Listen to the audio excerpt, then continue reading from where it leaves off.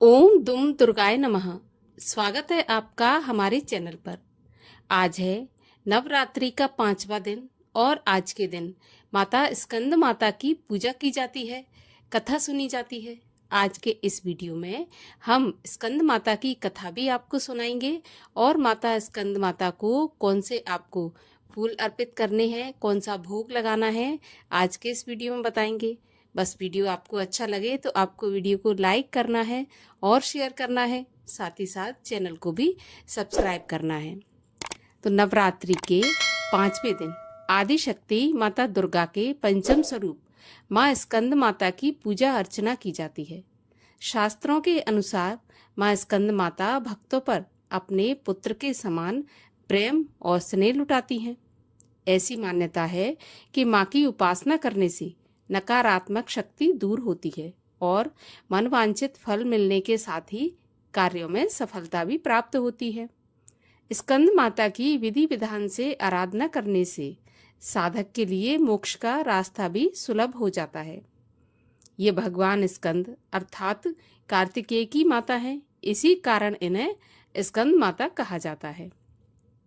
स्कंद माता स्वरूप में एक शेर पर विराजमान है और उनके 4 भुजाएं हैं। माँ की गोद में भगवान स्कंद अर्थात भगवान कार्तिकेय बाल रूप में बैठे हुए हैं। माँ की दाहिनी भुजा में स्कंद भगवान है। दाहिनी ओर की नीचे वाली भुजा में कमल का फूल है।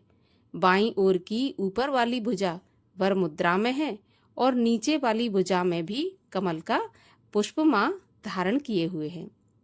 नवरात्रि के 5वें दिन स्कंद माता को केले का भोग लगाया जाता है। इस दिन केले की खीर, केले से बनी मिठाई, केले का हलवा माँ को भोग के रूप में अर्पित करना चाहिए। इसके अलावा फल, मिठाई, मिश्री या खीर का भोग भी लगा सकते हैं। आज के दिन स्कंद माता का प्रिय रंग पीला एवं सफेद माना गया है। कहते हैं कि माता स्कंद माता के पूजन में सफेद या पीले वस्त्र धारण करना चाहिए। ये अत्यंत ही शुभ माने जाते हैं। स्कंद माता को कमल का फूल अति प्रिय है। कमल के फूल पर विराजमान भी हैं, इसलिए इनको पद्मासना भी कहा जाता है। इसके अलावा स्कंद माता को गुलाब और गुड़हल के लाल फूल भी अर्पित किए जा सकते हैं। आज के दिन स्कंद माता की पौराणिक कथा भी सुननी चाहिए। स्कंद माता की पौराणिक कथा के अनुसार तारकासुर नाम का एक राक्षस ब्रह्मा जी को प्रसन्न करने के लिए कठोर तपस्या कर रहा था।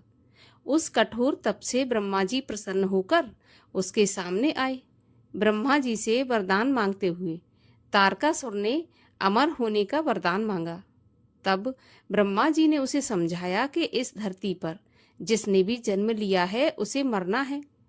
निराश होकर उसने ब्रह्मा जी से कहा कि प्रभु, ऐसा वरदान दें कि भगवान शिव के पुत्र के हाथों से ही उसकी मृत्यु हो।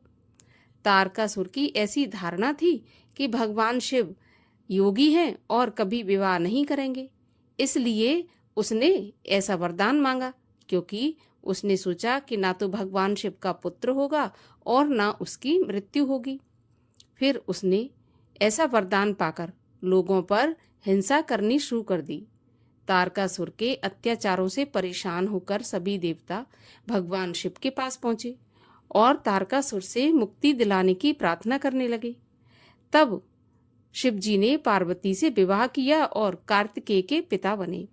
बड़े होने के बाद कार्तिकेय ने तारकासुर का वध किया।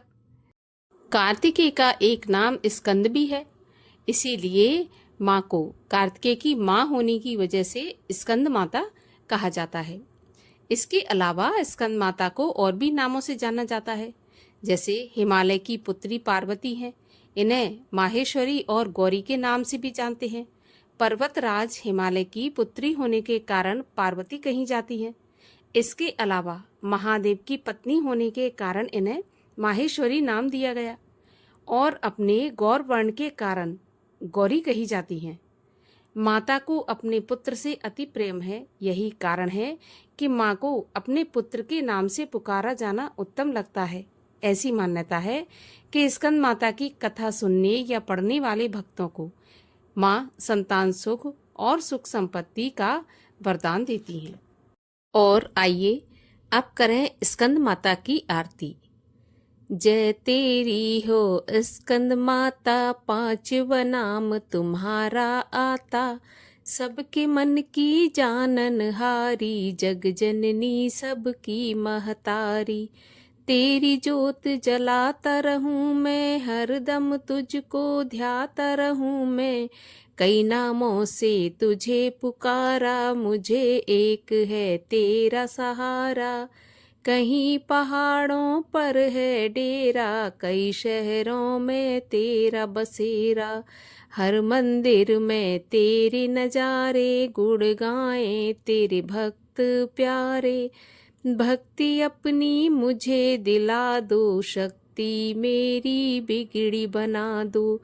इंद्र आदि देवता मिल सारे, करें पुकार तुम्हारे द्वारे। दुष्ट दैत्य जब चढ़कर आए, तू ही खंडा हाथ उठाए। दासों को सदा बचाने आई, भक्त की आस पुजाने आही। जय तेरी हो स्कंद माता, पांचवा नाम तुम्हारा आता। जय हो तेरी स्कंद माता।